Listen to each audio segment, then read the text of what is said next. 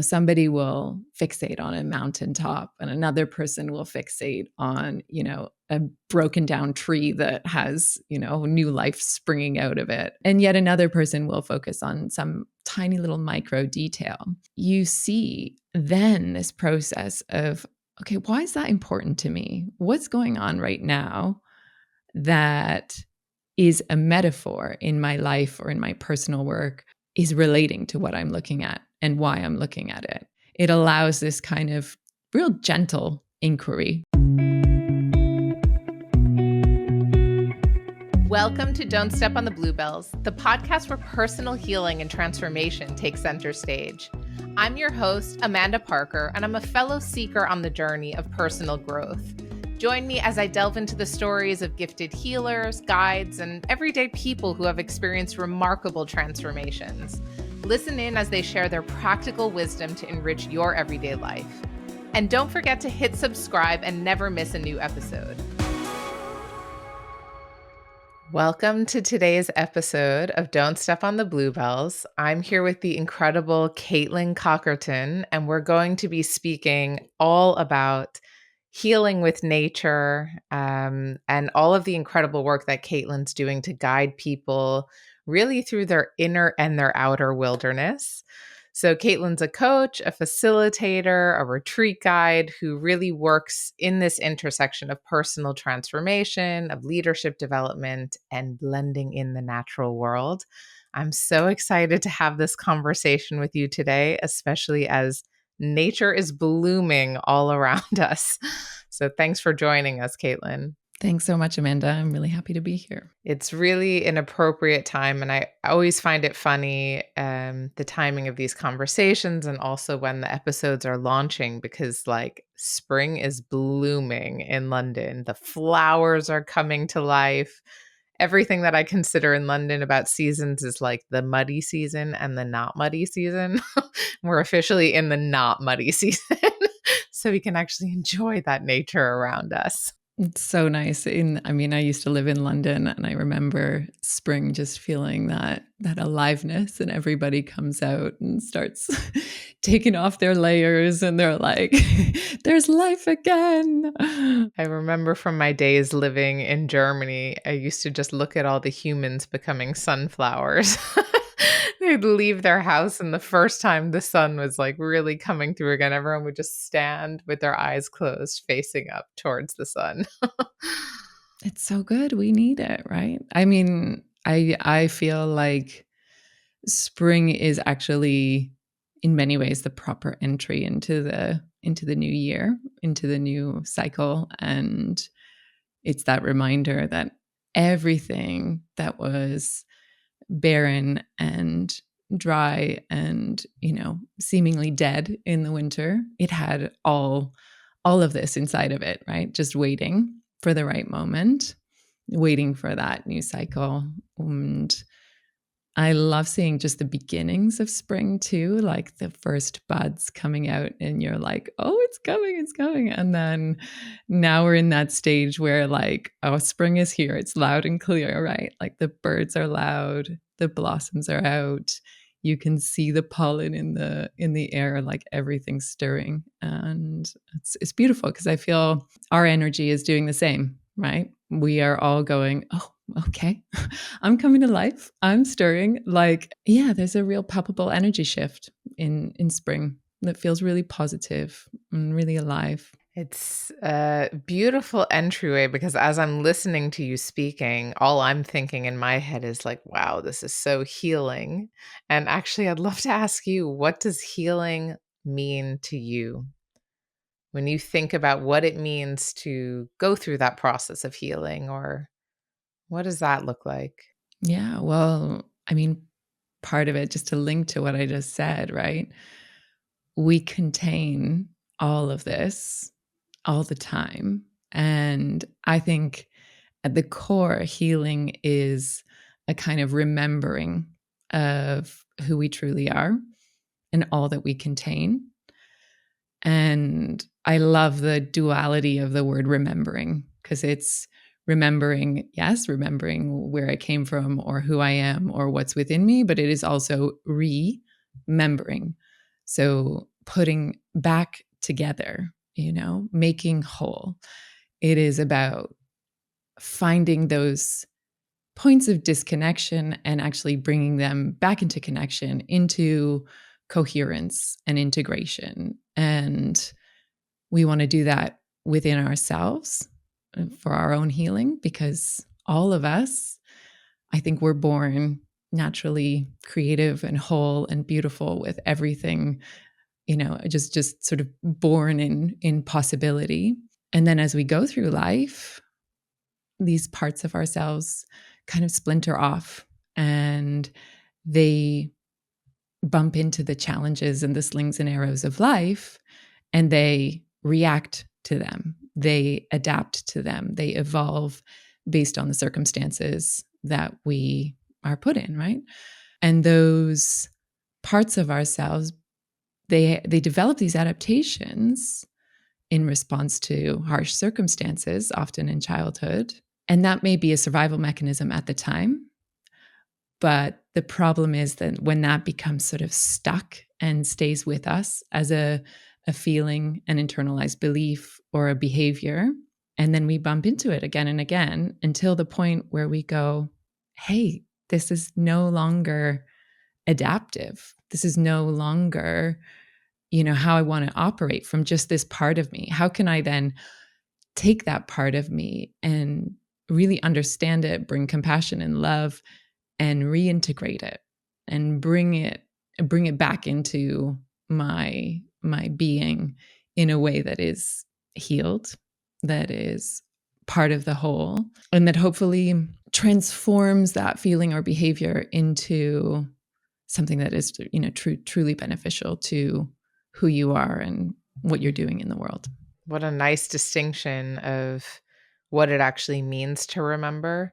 So I often talk about healing in the context of coming back home to yourself and like knowing who you are, which is such a relief. I mean, when we go into that black hole of like not knowing, not understanding, uncertainty, things are cloudy, it's like a really painful place. And just giving yourself permission to be who you are, to remember who you are, and to live that way intentionally is, the most powerful healing that I know. And it sounds like even just the way that you describe bringing all those parts like back home to center, to the mothership, if you will, is really a piece of, yeah, finding that wholeness again. 100%, right? And it's so hard in our lives today, which are constantly go, go, go, constantly fragmented, disconnected from nature, disconnected from who we are and how we sort of are naturally supposed to operate. It is so easy to live from a fragmented sort of just part of us place. And I think the wonderful work of doing internal family systems, which I'm not going to talk about today, or thinking of yourself as, this kind of natural being that has parts that need to return to the system that is you, the natural, beautiful system that is you. That's our work. That's our healing work in today's crazy society. Yeah. you know? I want to help give the context for everyone who's listening about like this healing through nature, because that can also mean so many different things to different people. But you have a really beautiful and unique way that you incorporate nature into what you do. So maybe you can share just a bit about what that work looks like how how do you engage with nature or introduce people to it? Yeah, sure. I mean, lots of different ways. I guess one obvious way to start is in the retreat side, right? So I run personal development and leadership development retreats in the wilderness, in all sorts of beautiful places in Europe mostly. And what that looks like is we are either bringing in intact teams or dispersed leaders across an organization, or I'm running open retreats, or yet again, I run founder retreats. So entrepreneurs coming out to the wilderness to spend a collection of days to just slow down, really restore, disconnect from the daily life and reconnect to a rhythm that allows them to do all sorts of awesome personal development work, right? And we can get into the approach and why it works in nature. But that's one way, right? So running these retreats for different audiences and bringing them into nature and allowing nature to be a real partner and catalyst for change. I also do one-to-one coaching work. And quite often in my one-to-one coaching work, it might start online and, we build some foundations. But I love to get people out walking and talking on the phone in nature, in a beautiful place. And then again, we bring nature in as this kind of third partner into our dynamic, and it allows them a whole new set of tools to take with them, to go out into nature on their own and do their own session, their own therapeutic work. So that's another beautiful way that I like bringing nature in. And then I'd say the final way is I create bespoke programs for my clients, in particular, like female founders who are working with me for a longer period of time. And they will do a combination of one-to-one coaching work and these sort of intensives in nature, where we go to a beautiful place for 3 or 4 days and really do a deep dive. What do you think that nature brings into that experience that you don't get otherwise? I want to say 2 things. I want to build off 2 points. One is that nature is just this incredible mirror to us. We ourselves aren't nature, but when we go out into nature, our subconscious does all of this beautiful meaning making, as we allow ourselves to go to the things that interest us the most. So one of the exercises I'll always run with people is to go out, to walk in silence, to find, a beautiful resting place, and then to say, all right, scan the horizon and just allow yourself to naturally pause and rest where your imagination wants to go further, right? Or, you want to build a story around that. And somebody will fixate on a mountaintop and another person will fixate on, a broken down tree that has, new life springing out of it, or, and yet another person will focus on some tiny little micro detail.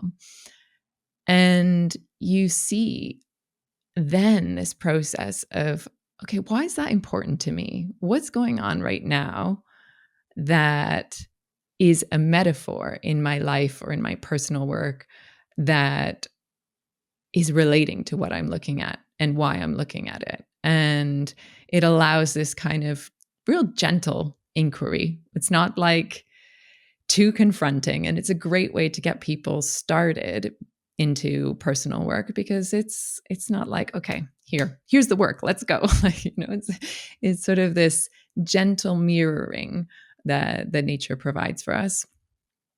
I'd say another thing that nature provides is just a whole host of benefits, right? There are studies that basically tell us nature decreases anxiety, it improves mood, it increases creativity and our ability to problem solve. In a team context, it helps us become more adaptable, more creative, and more collaborative as well. And then finally, this experience of doing development work in nature just reconnects us to ourselves, each other, and the natural world. And it helps us think, I want to take care of each of those systems. I want to take care of my natural system because I too am nature. I too am in need of all of the things that makes my natural system thrive. We as a collective system are in operation and we need to take care of each other in a particular way. And we definitely need to take care of our world better, And we take care of the things that we stop to notice and cultivate a connection with. So I'm deeply passionate about, the bigger picture uh, piece as well. Go out into nature because we all need to care more about our natural systems at every single level. That's so beautiful. As you're talking and describing, I can imagine sitting there in like a resting place, as you say, and just connecting to whatever it is that's in front of you that catches your attention or creates a sense of awe or wonder and allows your mind to just run off wherever it wants to go in that daydreaming, in that creation. And there's also this sense, I mean, you mentioned how nature's mirroring what's happening for us or within us, how it is a great mirror for us. And as you're describing that, working collectively, being collaborative, being creative, these are things that nature just is and doesn't have to think about it. It just does that. So by allowing ourselves to really immerse in that wonder of how that all works and what's possible in nature that like we never would have imagined is possible helps us reconnect to those pieces of ourself as well.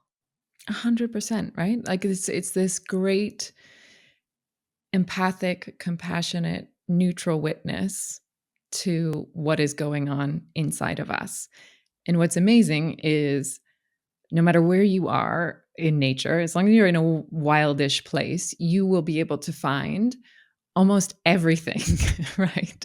That you could be contemplating or struggling with or coming up against, right? Like nature is amazing. We have all of this beautiful harmony that might be happening in one part of the ecosystem. You have things interacting and constantly moving and changing and adapting for the benefit of some little part of this ecosystem. And then in another area, you might look and you might see something that was really disruptive. Something broke, lightning hit, and all of a sudden there was this enforced change on that context. Okay, then how does that context, evolve and respond? And then you can have something, totally different. Like, okay, let's look up at the mountains, these things that have been around for, millions of years, slowly moving and changing and inviting our interest in all sorts of different ways. I just think almost no matter what you're going through in your personal growth journey, if you take that into nature as a context and as a partner and as a friend and mirror, you're going to have an interesting kind of dialogue. It's also a really important reminder. I mean, for someone like me who is prone to overthinking and planning and like really getting stuck in my head. So if I have new ideas, I want to execute on them. I want to bring them to life. I want to like get into the weeds on doing. And very often, I mean, sometimes that serves me and sometimes it's just like total overwhelm and I can no longer even see clearly. And just taking even a half an hour to go walk in the park or go walk along a stream, I suddenly feel my whole nervous system relaxing. I feel myself being more grounded, like maybe something that felt so incredibly stuck just disappears. Like it's just not stuck. The clarity is just there so obviously. Totally. So it can invite you to that next step or that different perspective that you need, right? So you're describing, okay, I'm completely in the weeds, I'm in the thick of it. And maybe it's interesting. You go into a forest and you feel the intensity of its kind of denseness, and that mirrors where you are. But then you move through and there's a clearing and you get an incredible view. And you're like, I just need to keep moving. And then there's a clearing. And then we get to a whole new perspective. And now I see where I am. I see where I've come from. And now I can see the new horizon and I see where I'm going. And I'm going to take that path. That's what's calling me. So, how did it come to be that you started doing this work? A very meandering path. Yeah. Naturally. um, I think what's nice is that, yeah, were I to tell my 5-year-old self that this is kind of what I'm doing, it would make perfect sense. But the root there is, yeah, amusing almost. How many twists and turns one has to take to find what was really there right from the start. So I will say I'm Canadian originally. I, was born to two kind of wild hippie parents who were both academics, but they decided to buy a 100-acre farm in the middle of nowhere in sort of an hour north of Toronto. So I grew up in this beautiful natural environment, right? I had an incredible natural landscape to roam, and my parents were definitely kind of advocates of a nature-based free-range childhood. I just got let outside the door and I had dogs and cats and horses and plenty to entertain myself outside with. And I think that that kind of partnership and at home with and in nature and curiosity about and collaboration with nature is like deeply in my bones. I can immediately just feel at home and anchored, remembering building forts and climbing trees and making little universes and telling stories to myself in nature, right? That's how I grew up. Then, of course, I went off, became an adult, moved into all sorts of different parts of the world, and other parts of me, academic, nerdy parts of me, got carried away. I had a whole chapter in academia. Then I sort of took a move into business consulting and spent, yeah, more than 10 years in design thinking and business consulting and innovation, that world. And then I had my own child, and I faced, that kind of midlife moment of where am I? Does this make sense? I am clearly in a new chapter, Mm. and what do I really want for myself and my family and my daughter? This all came together around the pandemic. I realized I wanted to leave my busy consulting job and the kind of hectic London lifestyle that myself and my husband had been living for, at that point, 13 years. And we dreamed about living in the mountains. We dreamed about having a kind of nature-based childhood for our own daughter. We had the Brexit date looming, and we decided to make a leap for the French Alps. And we did just that. And I think at that time, this was actually around 2019, I was already thinking about, I really want to get back into nature, and I really want to kind of combine the work I've been doing in leadership and team development with being outdoors. Like, it was my dream then in 2019 to be doing work that I love doing, but doing it outside. I didn't really know how that was going to work, but I started to run little pilots in and around the South Downs in the UK. I ran a few pilots before we moved to France. Yeah, then it was mid-pandemic. We moved to the French Alps. I had, I was gone from my job then by a few months, and that was really the time for me to lean into coaching, personal development plus nature, and how is this all going to work?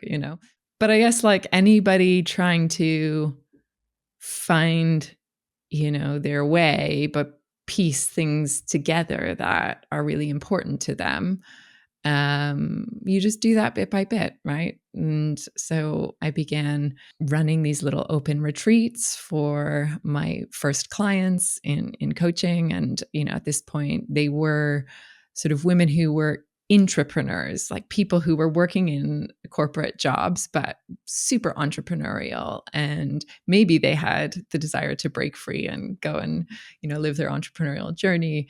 But that was the audience that I sort of started with, and that I'm still working with today. And I began to run these retreats in the French Alps, and then I've been doing that now for 5 years, and it's expanded and changed and gone into all sorts of different directions. And now I run founder retreats. I work with a company called Trailhaven, and we do much more sort of corporate leadership and team development in nature. But yeah, I would say there comes a point where you go, hey, this is not working for me anymore. And if I really ask myself, what do I want to be doing? What are the ingredients? What lights me up? What would, make for a beautiful work for me to do in the world? It is like, okay, these are the ingredients. How do I play with that? How do I begin to test and experiment? And it's still a work in progress, right? Like that's where I have been, and I know that it's always growing and changing and moving and taking me into little diversions as I keep going. Well, I think it's a really timely message because I know this is something I experience honestly over and over again. Like my whole journey has been that reinvention, like finding the thing, moving through it, and then thinking, okay, this is starting to feel a little bit, too confined. What else is there that I want to do? And I know, like, certainly for my clients, for plenty of people listening to this is a really big moment of change for a lot of people who know they want things to be different. They don't really know what that's going to look like yet. They might know the relationship or the job or the business, something's not quite working. So I think this story that you're sharing of your own experience is like really powerful because a lot of people are facing this today and wondering, how do I even start to find those ingredients? Like, what do I even need to do to pull those pieces together to even be able to look at them? And I think just what's coming up for me as well is, how do you get through those layers of conditioning and what you should be doing and all the things you've been working hard for because it's the quote unquote right path forward, the future you quote unquote want? How do you even put that aside to start looking at what it is that really calls you? Any advice there that you'd like to share? Yeah, I mean, there's lots of different ways of approaching that, right? And I think it's really important to honor what's going on for any one individual, right? And I know there's some sort of guidance out there that's like, just throw it to the wind and, Mhm. live your best life. And, I, We're all I moving to don't know that Bali. that's, yeah, I mean, I don't know that that's right for everybody. So I would firstly counsel people to, really carve out time to listen to themselves, to slow down, to seek out guides and people who aren't advocating for a particular thing or a particular path, but are guides that are helping you tune in to yourself, your own wisdom, your own answers, right? It starts definitely with slowing down. And listen, like nature can be a huge help, right? One simple thing you can think about is, close your eyes and take yourself back to a memory when you were in nature at any age in your life and everything felt right for you. You know, your body like fully aligned and alive and attuned to your environment, your interplay with the environment just dancing in a beautiful way. Begin there as a kind of resource and reference point. And think about, how can I create moments in nature that mirror that type of, resource place that you have in mind. And how can you go to that place? How can you create that place and give yourself a bit of space to slow down, to reflect, to connect to yourself, connect to the environment? Things begin to open up and you will, carry on from there. And for some people, they need to see a coach or a therapist or speak with a great friend and kind of work through what's stuck and where they want to go, and they need a little inspiration or guidance or nudge. And for other people, you can also give yourself that time and space and wait and see what comes up. I think when we wait and we're in constant distraction and in constant motion with the day to day, it's very easy not to get the wisdom from within. It's very easy to drown that out. But if you create the space and the time and the slowing down, I actually think you can do a lot of great work on your own. Beautiful message. Everyone listening, do that. It's really, really powerful. And in a world where we're told to speed up and keep up and, keep showing up, and social media is everywhere. And especially for those of us who have our own business, it's so easy to get caught up in like the doing of things and the permission to just slow down, to literally just take the time off. Like for me, like, for example, this weekend, I just spent the whole weekend in the garden, in the parks nearby, looking at flowers blooming. And I mean, the week then started peacefully, grounded, feeling confident, feeling happy, feeling nurtured. And yeah, I think it's such simple wisdom, which it often is. It's like the simplest wisdom that is the most profound, but just slow down. And if you have the, blessing to have nature nearby, which even in cities, most of us have some element of nature nearby, to remember to connect with that, that will always guide you to that centered wisdom that you're looking for. And it does not need to be, you don't need to go on a retreat. You don't need to go find a But it is guru. so nice when you do. But It yes. is. It's amazing, right? Yeah. I mean, I'm an advocate. That's what Yeah. I do for a living. Come, join me. I'd Yeah. love to. I'd love to have you. And you can go to a beautiful park, in a city right now. You can find yourself walking around slowly at a quarter of the pace you would normally walk, and allow yourself to be guided towards something that interests you. A beautiful tree, a patch of flowers, a nice, fuzzy patch of grass, and then just go and be in that place for a bit. A few big deep breaths, ground yourself, and one simple question. Nature around me, beautiful thing that I'm looking at. What would you have me know right now? What do I need to know right now? And just wait. Just wait. I mean, it sounds like you're cuckoo in the coconut, right? You just go and ask a flower, what would you have me know? But I'm serious. You have the right It's really audience for works. this here. Yeah, I mean, Healers live for everyone. this stuff. But it's there, right? It's there because it's in you. It's in you. It's mirrored in what you're looking at. It also reminds me a bit of so during the coach training I did, I believe we trained with the same place, Coactive. There was this one experience, I don't remember in which level it was, where they had us experience the difference of our pace of walking.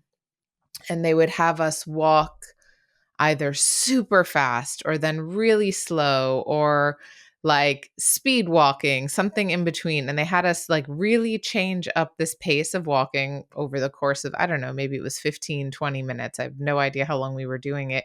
And just observe how we felt as we were doing that.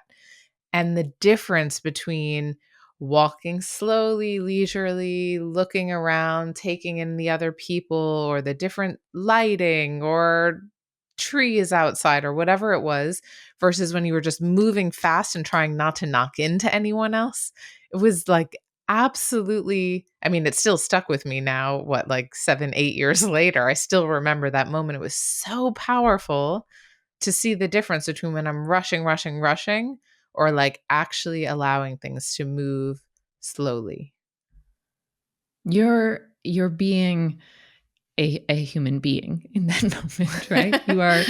You are alive to the many capacities that you have for being in the world. and gathering information when you slow down. So, one of the other exercises I would love for people to try is a kind of slow sensing walk in nature.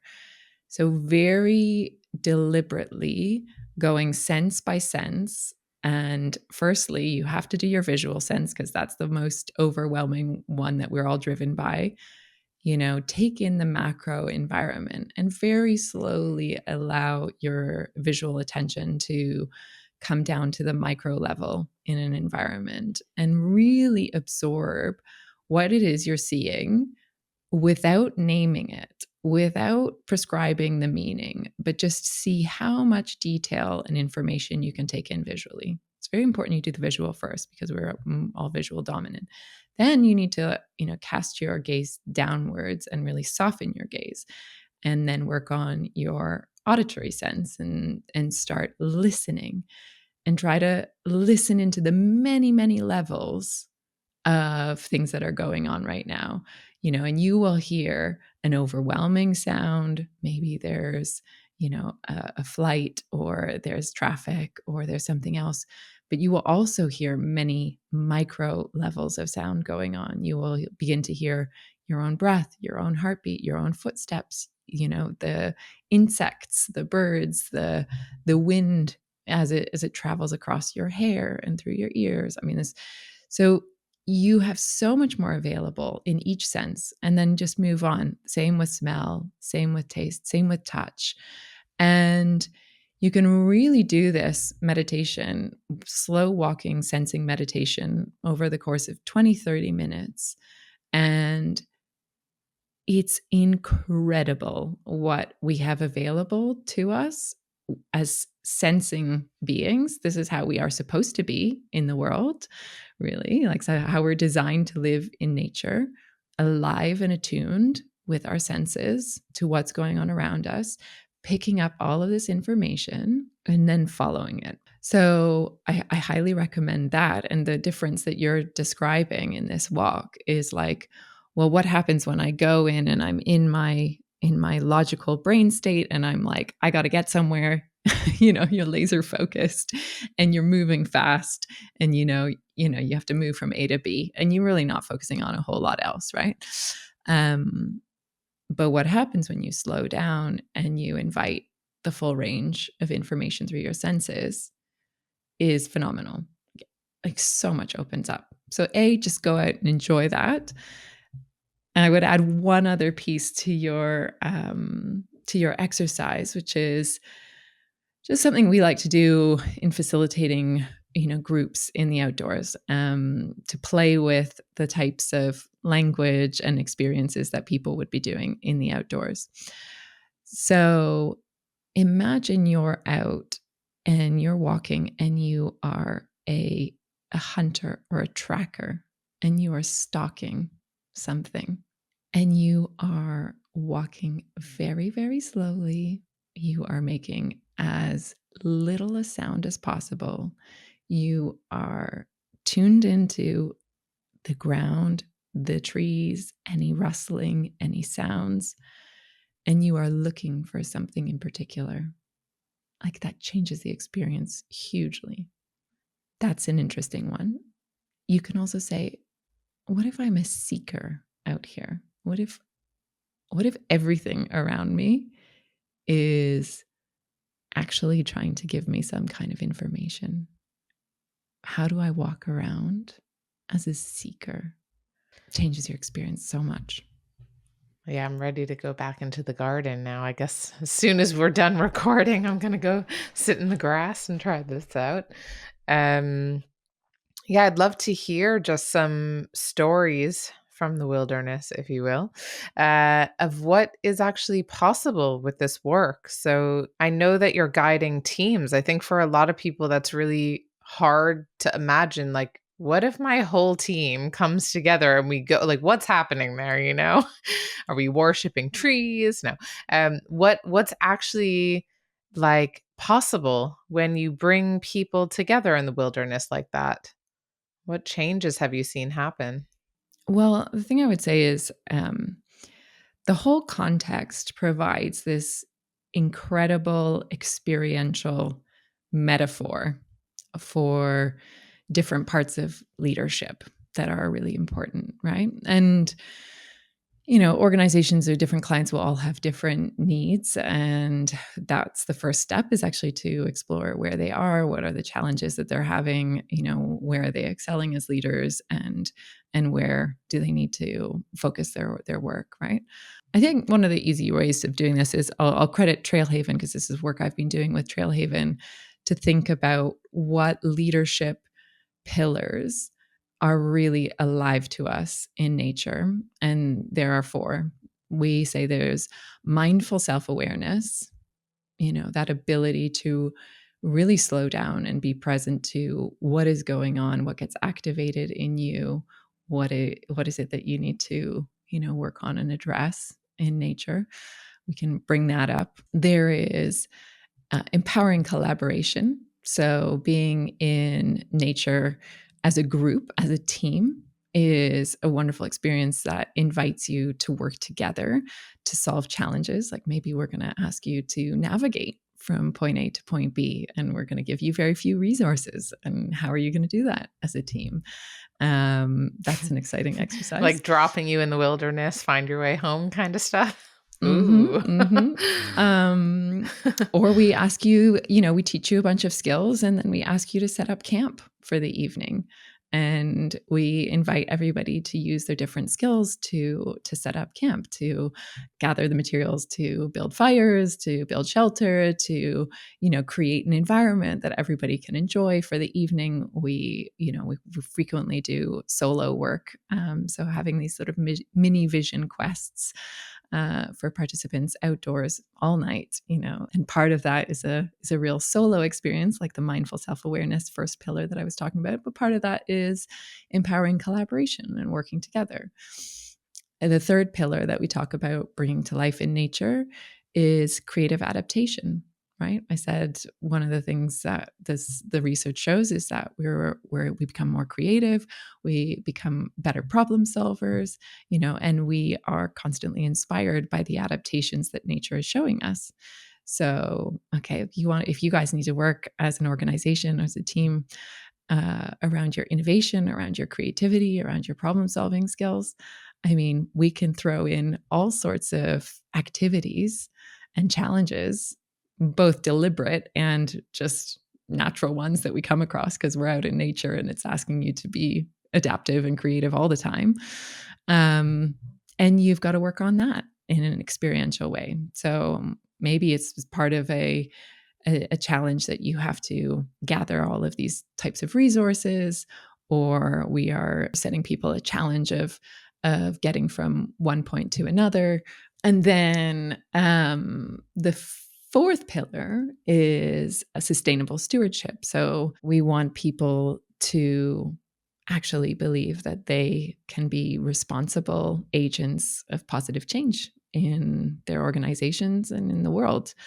And we want people to go out and, as I said earlier, experience that connection to themselves, to each other, and to nature, and to feel responsible for it, to feel like this is worth preserving. This is an important part of my purpose. Yeah, I would say for anyone who's a leader of an organization or a team who's thinking about, the challenges that they're having developmentally, or thinking about how to do, an offsite that people will remember and develop from, I can honestly say there is no better classroom for leadership and team development than going in the outdoors.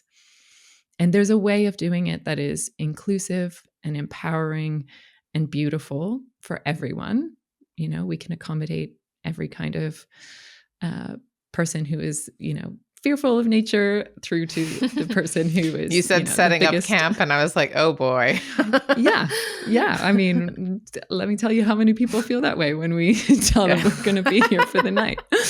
But it's such a powerful teacher, and people come away with this embodied experience, lessons that run so deep in their bodies, in their memories, together as a team, and they translate it to their workplace, and they translate it to the problems they're trying to solve.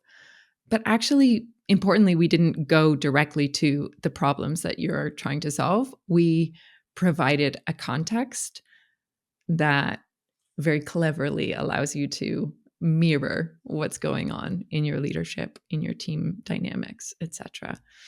And then we say, okay, shall we look at that? Shall we go a little deeper? And how could we improve? How could we improve that setting up camp, or that navigation exercise, or that, stalking game, or, and we learn something very, very interesting about our leadership. So it sounds like people come into this experience. Probably, I can just imagine. I was, had my corporate days, and I've also done like trainings with leadership teams, things like that. I can imagine they're coming and they're like, yeah, okay, like another leadership retreat, or like, let's check this one off the box. And then they're actually immersed in this wild experience that they've probably possibly never experienced before, or maybe not since they were kids. And they're basically learning how to interact with the world around them, how to take lessons from all of these life skills, how to collaborate differently, how to build their own confidence, to feel courageous. Like, it sounds like it's really, yeah, you're really working on that. I mean, the in speak would be self leadership as well, but really helping people build that confidence and courage within themselves that they can handle this, which also then translates back into the workplace or into their teams or their families or wherever else things might not quite feel how they want them to. Yeah, I mean, it absolutely translates in all sorts of different directions, right? When they come out, it's an experience that may be driven by a team, or a company wanting to bring something to the organization, but I think the impact will be felt in all sorts of ways. You also told me that there's this element of what you do that's also with founders, and I'm really curious to hear what's possible through that experience. Like, if you're bringing founders together who, yeah, maybe they're struggling to collaborate or to grow, and you actually bring them together into this wild experience, what have you seen happen? Well, I'm getting ready for a tech founders retreat over this coming weekend, so I'm looking forward to that.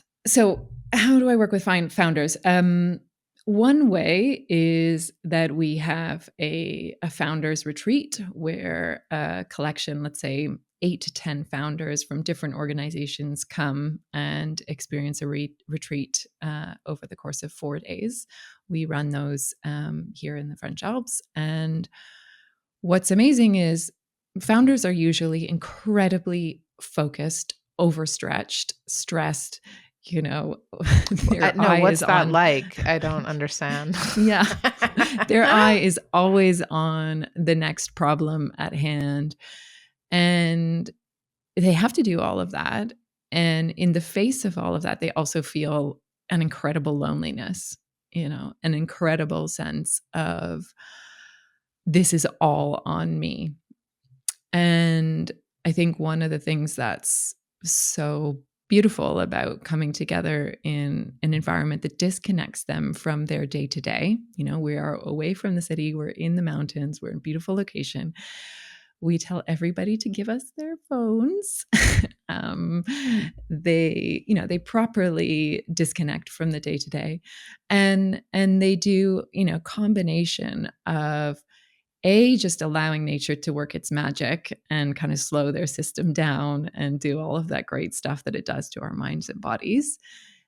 B, looking at their own personal development work that they have to do, because that then opens up. We firstly drop the energy. Secondly, we start looking at what's present and what are we here to work on. And then thirdly, those founders are also coming together to be in community, to be in mentorship, to be in peer-to-peer support. They're doing that in this very special container where everybody is letting their cards out, And I think the friendships that are born in that setting are amazing. That's one of the things that I get so excited about. People come in as strangers and they leave, as friends and collaborators, and they've introduced each other to, 10 people the first day that they've all arrived back to their computers. And so that feels like a really positive way for people to come and engage. And then a second way that I work with founders is those who are also my coachees. So I'll give you an example of a pair of co-founders that I've been working with for several years now. I began working with one of them at the start of their journey in creating a design studio where they were going to move to another city and another country and start something from scratch. And I began working one-to-one with one of these co-founders. Over time, I also began working with her other co-founder. And again, over time, we began to design a much sort of richer and comprehensive set of coaching interventions for them that support them both individually and as a co-founding pair. And so as a pair, they would come out and do, sort of intensive development piece in nature for 3 or 4 days together. And we'd be focused on what is it about them and working together at this stage in their company's development that they need to work on. And then, of course, we're doing our ongoing one-to-one work as well. But it's a beautiful way to work because there's a sense that their development journeys are coming together and staying connected in this regular rhythm. Like we're going to do this twice or 3 times a year. And we're going to spend these 4 days and we're going to really have any of the conversations that we need to have. We're going to bring up the hard stuff. We're going to go away feeling like we're not carrying that on our own, like we've aired it. And then you have their parallel tracks of their own journeys that are still being supported as well. So it sounds like people really leave these experiences feeling seen, feeling understood, feeling connected, feeling like clear and grounded in what they're creating and how they're working together. So it does sound like really healing work, especially if you're coming together with your co-founder and whatever day-to-day challenges or struggles you might be facing, that you're really able to connect and see the work and your partnership in a different way. I can imagine that for solo founders like myself, having those negotiations alone are also important. Yeah. And I think for a solo founder, it's nice to feel like as part of your coaching work, there is this like third partner, this third element, which is nature. And, that you have a set of tools that you can go off and have a quiet sort of moment to yourself with nature. And there are answers available in that type of experience. Most coaches, we want to arm our clients with a toolkit that they can use themselves, right? We want to be there as guides and partners when they need it, but we also want them to go off into the world and brave the wilderness in their own beautiful ways and use those tools themselves. Yeah, I often talk to my clients about that particular metaphor, like I am here. We're going to start this journey. We both have, like, I want you to imagine we both have 2 backpacks. I have a set of tools and skills and questions and experiences in my journey out in the inner and outer wilderness and in what I've witnessed with the people that I've worked with in their inner and outer wilderness. And we're going to go on an adventure together, and along this journey, what I hope I'm doing is filling your backpack. I am filling your backpack with awesome tools and resources and ways of approaching new challenges and getting different perspectives and going out on your own, as I ultimately want people to feel just well equipped for their own adventures, right? Like, and that's where this whole, like, your guide through the inner and outer wilderness, like a good guide, a good mountain guide is also doing the same thing, right? Like they're saying, this is how we go out into the wilderness. These are the things you need to be thinking about. This is how you can look at and explore nature and the wonder and the beauty that's around you, and a mountain guide is with you for a day or a few days if you're really lucky. But hopefully they've given you some wonderful new tools. And I think coaching, at least my version of coaching, shares that kind of metaphor. Like, and then I want you to go out and explore your amazing wilderness, Go because and there's just like, flourish. it's infinite, It's infinite. So for anyone who's listening who would love to learn more or get in touch with you, what's the best way for them to do that? You can visit my website, which is caitlincockerton.co, and you'll find all things about Caitlin Cockerton coaching there. You can also find me on LinkedIn. You can find a very infrequently updated Instagram, which maybe one day I will connect to more frequently. But I'd say the best way is to reach out directly. If you're interested in this type of coaching, connect with me over email, connect@caitlincockerton.co, and we can have a conversation, see where it goes. Any last words of advice for anyone who's just starting this journey themselves? Remember that you too are nature. Remember that nature is not just a place that we go and visit in a context that we have to place ourselves in to do optimal personal development, like I've been talking about. But you too are this incredible natural system. And you have all of the wisdom built into this incredible system of yours that will help you to interact, connect, adapt, evolve, and find your way. Beautiful. Thank you so much for sharing this beautiful glimpse into the work that you do and the way that, yeah, it's such a unique way that you're bringing nature and the wild into people's lives. And I can just feel the power of that. So, really, thank you so much for sharing that with us, Caitlin. It's my pleasure. It's been a really fun conversation. Thank you, Amanda. And to everyone who's listening, thanks for tuning in to this week's episode, and I'll see you next time. Thanks for tuning in to today's episode of Don't Step on the Bluebells. If you enjoyed this conversation, please give the podcast a 5-star rating wherever you listen. And don't forget to hit subscribe and follow along so you never miss a new episode.